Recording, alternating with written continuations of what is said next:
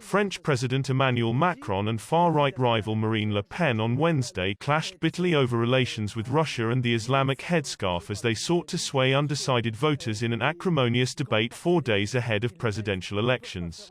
France faces a stark choice in Sunday's second-round runoff between the centrist Macron and the anti-immigration Le Pen, who will seek to become the country's first far-right head of state in an outcome that would send shockwaves around Europe.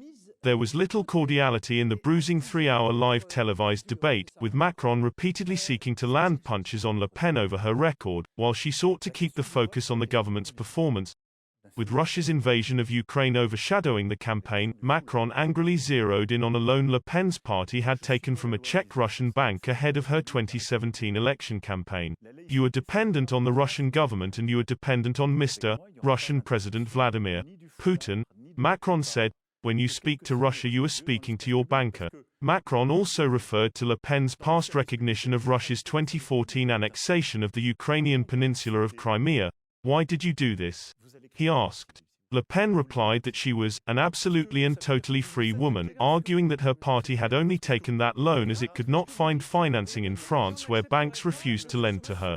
Macron adopted a variety of poses to express skepticism at her arguments, raising his eyebrows, leaning his chin on his fists and lamenting in apparent bewilderment, "Madame Le Pen. Madame Le Pen." The most explosive clash came when Le Pen confirmed she was sticking to her controversial policy of banning the wearing of the Islamic headscarf by women in public, describing it as a uniform imposed by Islamists. Macron responded, "You are going to cause a civil war if you do that. I say this sincerely." She also vowed to put an end to anarchic and massive immigration into France, claiming it was worsening crime which she said was becoming unbearable for people all over the country. The priority for Le Pen was to avoid a repeat of the 2017 runoff debate where Macron managed to make her look flustered and sometimes not on top of her brief.